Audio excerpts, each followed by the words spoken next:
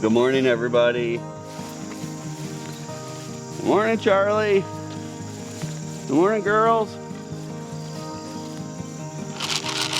You want your breakfast, Charlie? Good morning. There you go. Charlie doesn't get a trough on his feeding station anymore because whenever we build a trough for him or give him a bowl or something, all he wants to do is sleep in it like a cradle, and then it breaks because he's so big. So he just gets to eat his right off of his platform now, and that works out just fine. Everybody else, you still get a trough because you're smart enough not to sleep in it.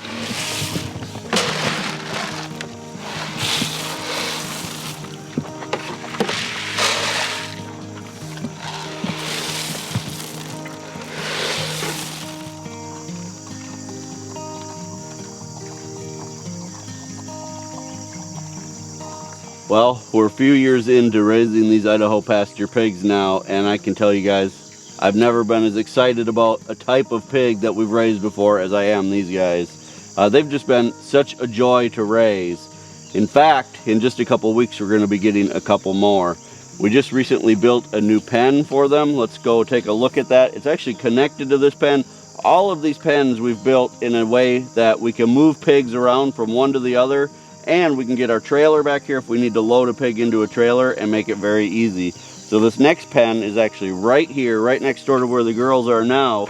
And you can see that this pen is what we're setting up for the two new pigs that we're going to be getting. Two gilts, which are young females. They're females that have never had babies. They're only a few months old. They're actually being delivered down from Wisconsin, and we're super excited to get them. Now this new pen that we built is 24 feet wide, by about 90 feet long. This will be a really good sized pen for these two new gilts that we're going to be getting. They're actually being delivered to us from a farm up in Wisconsin called Duck Creek Pastures. They're registered Idaho pasture pigs. Kayla and her family up in Wisconsin do an amazing job raising the IPPs, and we're excited to get some gilts from their bloodlines. I do still have a few last minute things to do on this pen before they come. They're not coming today. We're actually getting them the last weekend in August, so I have a couple weeks yet to work on this. But I have to get their feeding station finished with some bowls and things. I have to get their waterer hooked up, and I still have to run the electric fence around the inside of the pen. All of that will take just a matter of a couple hours, so I'm not too worried about it. I'll try to get that done during a nice cool part of the day one of these days. But we're excited. We're excited to get these two more, and we're excited to then start breeding registered pigs so that we can be selling registered Idaho pasture pigs to more of you.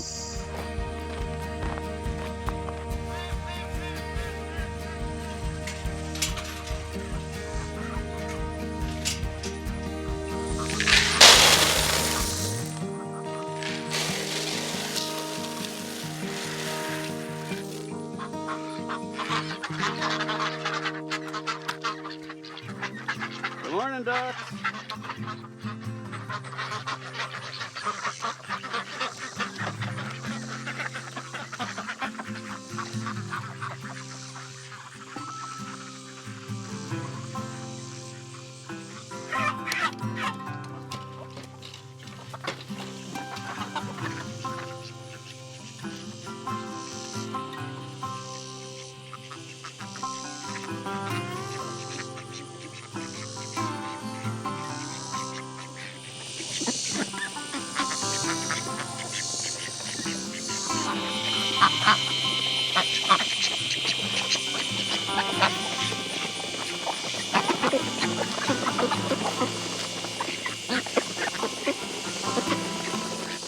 Well, this silky hen over here, she's the only one that we let just go wherever she wants. She is so small that she can fit through the chicken moat fencing, but she just enjoys coming straight over here after they've been let out, and she just digs through all the manure patties. She picks up any of the grain that the cows leave on the ground at night. She just is a joy to watch. She sticks pretty close here, so we're not super worried about any predators getting her during the day.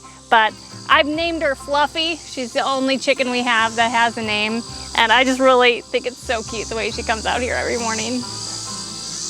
Well, we have a couple more chores to do, but then we're going to take you over to the new greenhouse and talk with you about the plan that we've decided for that greenhouse. But also, we're going to take you over to the leftover garden and do some harvesting.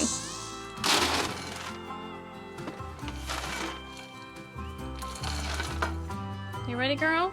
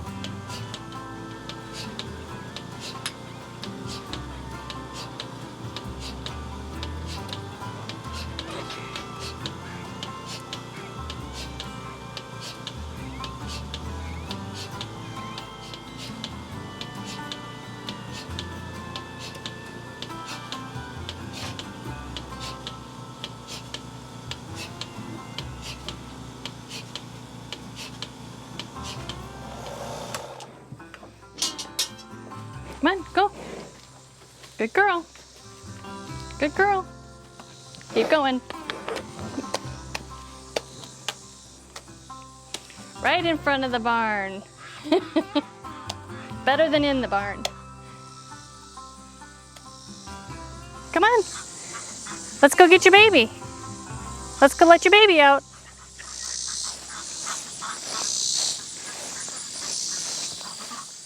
Good morning, babe.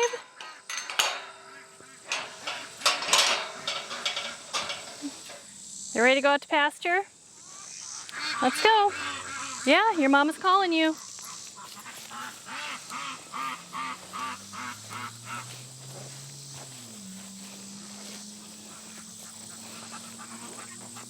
Every morning we bring the cows or the cattle about a half a bucket of what are called cattle cubes. We do this for a few reasons. One, it's a good treat for them, but mostly it teaches them to come to us. These cattle, we move from pasture to pasture, so the fact that they'll come when they're called is a big deal and very important. It also gives us the opportunity to count everybody every day and just make sure everybody is still here. Right now we should have 10 cows, 1 steer, 5 calves, and a bull. So if everybody's here, that's what we'll have. Come on, cows! They heard us, so they're already coming.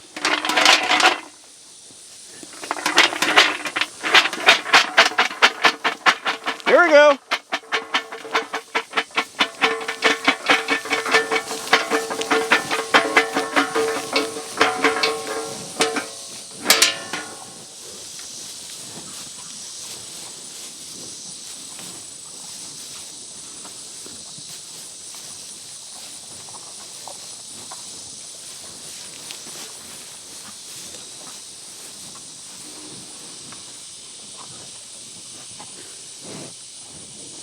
Now all of our cattle are pretty friendly. Not as friendly as like our dairy cows, but they're still pretty friendly. They'll let you be around them. They're not terribly afraid of you.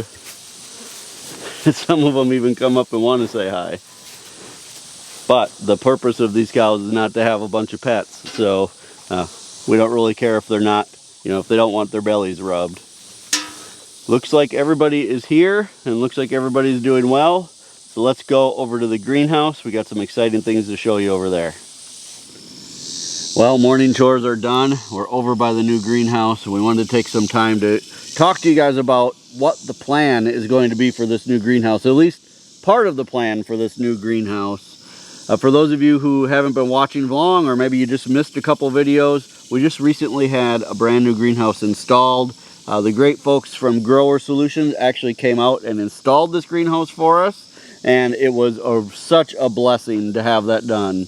This greenhouse is 20 feet wide by 60 feet long. It has 8.5 foot sides, and the peak is about 12 or more feet tall. And we just feel so blessed to have it. The main reason why we have this greenhouse, and actually this is our third greenhouse. There are two much smaller greenhouses that we have near the house.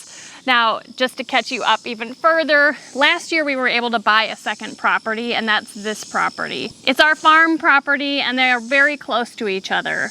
This property here allows us to do a lot more of what we dream to do. We can add cattle, we can cut our own hay, and over the next 3 or 4 years, we'll be transitioning from the house property or the original property over to this property, selling the house and the original property and living here full time. Right. So this greenhouse is actually going to take the place of the two greenhouses that we have down at the house over the next few years. For now, we'll be growing in all three in different ways, but the plan is to have this one greenhouse replace the other ones completely. So with that in mind, we want to show you kind of what our plan is and the mindset that went into coming up with it.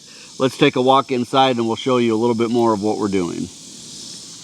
So inside of the greenhouse, you can see that we have filled it with one of our favorite things, and that is these Crystallix tubs. Now, for those of you who don't know what Crystallix tubs are, these tubs originally they're filled with cattle minerals.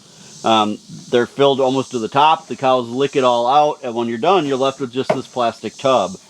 We actually buy these from another farmer here in our area that raises just a lot of cattle. They have a high school age daughter who collects them throughout the year. When they have a lot of them, she'll call us and tell us how many she has. And we actually pay her $3 a piece for these. And these are amazing pots for growing in. They're a good size. They're big enough that we can grow just about anything we want to grow in them. But they're not so big that we can't, move them around.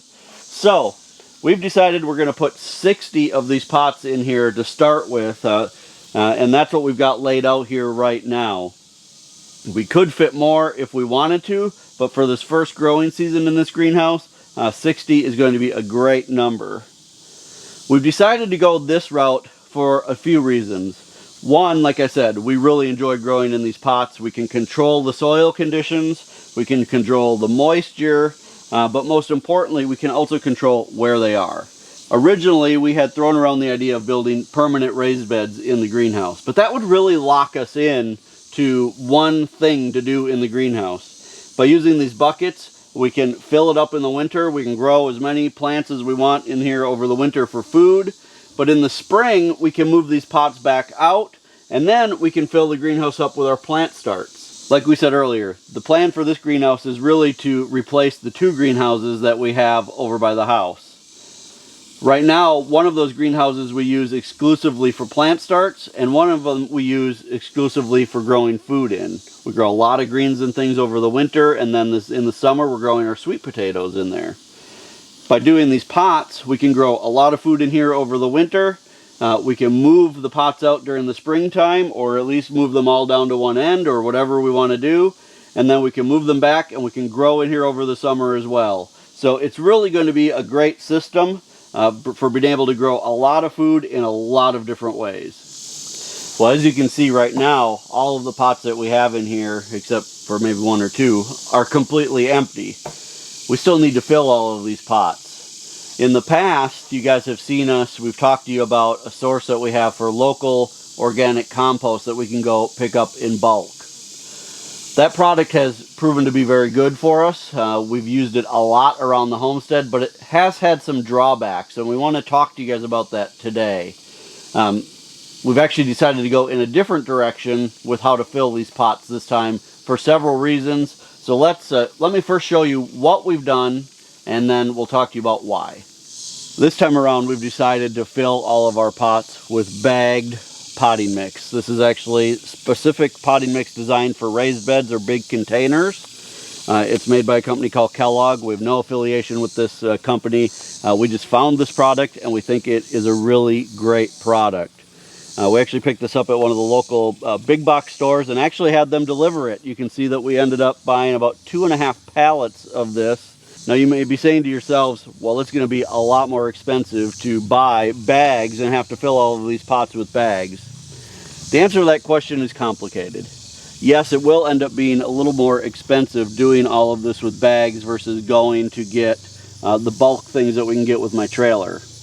But there are some times on a farm or a homestead when you have to take your time into consideration. And this was one of those times for us. For this project, we're going to need about 240 cubic feet or about 9 cubic yards of soil to go in these pots. With my trailer or my truck, that would take me about 3 trips to go buy it in bulk and bring that all back home. From our house to where the places that we can get bulk compost is about an hour and a half each way. So I figure about 4 hours round trip to go get it and bring it back home. And then when we get back home, we have to shovel it all into the pots. We'd have to bring the pots out, we'd have to shovel them in and move them back into the greenhouse one at a time, which would be very labor intensive and take a lot of time. By doing the bags, we can leave the pots where they are in the greenhouse set up where we want them. We can come out here as we have some time and we can, just take bags and fill it up. It's going to take about a bag and a half, bag and 3/4 per pot inside of the greenhouse. And this will really just allow us to work on it as we have time, get it done fairly quickly, and save all of that time. I figured it would take at least 3 or 4, maybe 5 days of pretty steady work to do it all the other way. With this, I'm pretty confident I can get this done in a day or maybe just a little over a day by filling all of these pots with the bags. So that was one of the big considerations that we took into effect this time, is that our time is valuable and sometimes it's worth paying a little bit extra so that you can save some time. But there was another thing with the other compost that we noticed as well. Let's go inside the greenhouse and then we'll talk about some of the drawbacks of using the other compost. The pure compost that we have been using over by the house wasn't the perfect medium for us. And we've come to find out that growing in 100% compost really isn't the best thing. One of the main things that we experienced last year is that the compost that we got wasn't done composting, and we didn't know that. So the plants didn't grow at first, and then as it started composting or completed composting, we lost a lot of volume over time. So even though we filled them up to the tops of the buckets at the house, right now they're about 2/3, maybe a little over a half filled. So now we need to go back and fill them all with something else. But the main issue was the plants were really suffering that first growing season because the compost wasn't ready to grow plants. It was still composting. With this planting medium that we have gotten, it is perfect right now. It has all the nutrients and ingredients in it to grow plants. It's organic and it's filled with fantastic ingredients. It has the perlite and vermiculite, which will really help with drainage. It's already filled with natural fertilizers. It says that their natural fertilizers include poultry manure, feather meal, bat guano, kelp meal, and earthworm castings. Plus a lot of the other organic things that go in to just make really great potting soil. The other thing that we had a hard time with just the compost is that it had a lot of big chunks of bark or wood. The texture wasn't really great. It was hard to start seeds in it because they just kind of got lost in the big chunks of wood in there. And the texture of this is just so smooth, and it's going to be perfect even for starting small seeds like lettuce seeds. So overall, we're really pleased with how this is going to work out, and we think it's going to be just a really great start right away for our very first planting season. Now, one thing I wanted to address, because every time we do a video about starting a new big project like this, we kind of get the same kind of comments over and over, and that is about how much money it costs to actually do a project like this. So I wanted to take just a minute to kind of address that. You're right. this is an expensive new project. And to be honest, for those people who think that homesteading in general isn't an expensive thing to do, it kind of is. Anytime you're starting something new, there are expenses to start up. Whether you have a small homestead and you're just starting out with chickens for the very first time, there are startup costs involved. You have to buy the chickens, you have to buy fencing, you have to buy a chicken coop or make a chicken coop, you need to make or buy waterers, you need to make or buy feed. There are expenses that go into any new endeavor. So when you're planning for something like a greenhouse, you also have to budget for more than just how much does the greenhouse cost. Part of having a greenhouse is all of the other things that go into it as well. Buying the buckets, buying the weed fabric that goes on the ground, buying the soil that goes in the buckets, affording all the seeds that will go in those buckets. I mean, there's just a lot of costs that go into any new endeavor. And like Sarah and I try to tell you guys all the time, when you're living on a homestead, you need to be smart with your money. So you need to do things on a scale that your economics allow you to do. This is something we had planned for a long time, and we knew what we were getting into when we got into this, and this all fits into the budget that we have. We're doing it this way on purpose because this also fits into our business plan. By being able to move these buckets out during the spring or during the times of year when we don't want them in here, it will allow us to utilize this greenhouse for our plant starts. And as many of you know, we sell several thousand plant starts a spring at the farmer's market, and that will pay for all of the things that we're doing within the greenhouse. So I just wanted to address that up front because I know we're going to get that comment every time that we do one of these videos. You guys, you need to be planning ahead. When you do a big project like this, you either need to do it in phases so that you can afford it one step at a time, or you need to save up front so that none of this is a big surprise when you get to it. And you need to do it on a scale that is appropriate for you, your family, the goals that you have, and what you can afford at the time. Now there is one final thing that we need to do in this greenhouse after we fill these buckets, but before we can really start planting, and that is to install an irrigation system. I've been working for the last week or so on a system. I've actually been working with one of the guys over at Grower Solutions. We're kind of working together to design it. I think we've come up with what's going to be a really great system to water all of these buckets. I'm excited to bring that to you guys within the next few weeks. But for now, we're going to need to get to work on these buckets. But the last thing that we want to do for you guys today is to take you over to what we call our leftovers garden. The reason we're calling it the leftovers garden is because these are all of the plants that didn't sell at the farmer's market this year. A lot of years, we just unfortunately have to let those go to waste. We give away as many as we can to neighbors and friends and things, but there's always some left at the end of the season. We planted them in kind of their own little garden this year, and to be honest, they're doing great. So let's go see what we can pick today. Well, this here is our leftovers garden. It is just one 50-foot row that we planted everything that was left over that didn't sell at the farmer's market. We gave a bunch away like Kevin told you, but rather than just letting the plants die, we decided, what the heck, let's try planting something over here at the farm property. We've never had a garden here. So this garden, for as little work as we've done here, it looks fantastic, and it is growing a ton of food. So we have put down a row of the woven weed fabric and just a bare minimum drip system. I think maybe twice we've come out here to tie up tomatoes, and we've barely done any weeding. So there are some weeds that have come from the holes, you know, where we planted. But despite all of that, it has done amazing, and we're gonna do some harvesting today.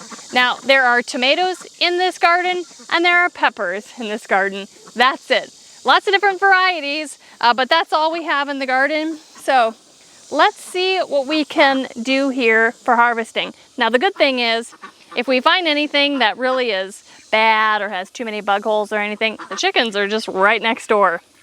We can throw them the goodies, and they will enjoy that so much. So it's actually really good to have them right here, but all of these plants. So let's start harvesting and see what we get. There's some gorgeous tomatoes here. Awesome.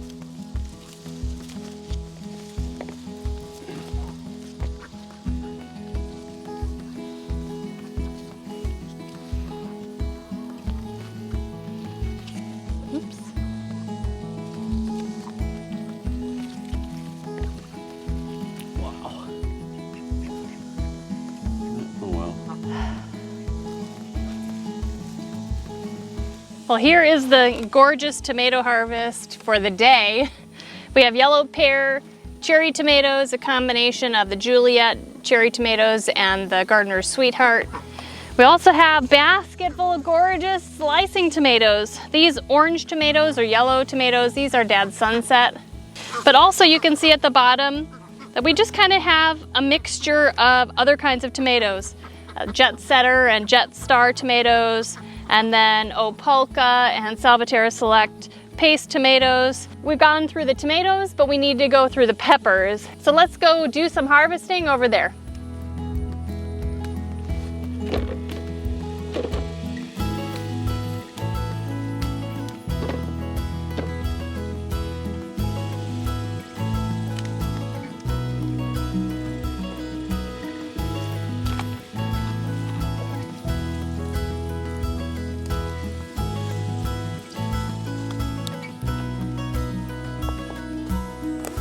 Well, I would say that this is a pretty awesome harvest from plants that really we had considered just throwing away or letting die because they didn't sell at the farmer's market. And you guys, we probably have at least 2 or 3 more harvests like this off of these plants. Yeah. There are just a ton of vegetables here. So this just shows you that sometimes you can get awesome things from a spot you didn't even really plan on growing from. It's all a matter of getting things in the ground, testing the waters, and just getting what you can. I mean, look at these bell peppers. They're gorgeous. Are amazing. Look at this one. Yeah, I mean, these are amazing bell peppers. Some awesome cherry tomatoes. Only bad part is, because we're down at the farm, I don't have my salt shaker with me. So we need to get these home so that I can start eating some of these tomatoes. You guys, we're so happy that you spent some time with us today, with the animals, in the greenhouse, and with us harvesting today. We really appreciate it. We're excited for you guys to see all that we can accomplish in that new greenhouse. We're gonna have, I think, awesome garden in there all winter long. It's going to be amazing. You guys, if you're enjoying what you're seeing here, make sure to hit the subscribe button below. Give us a thumbs up if you like the video. And as always, the best way that you can just help us here on the homestead is share our videos on your social media. We'd appreciate it. Until next time, thank you so much for stopping by our homestead. Take care and God bless.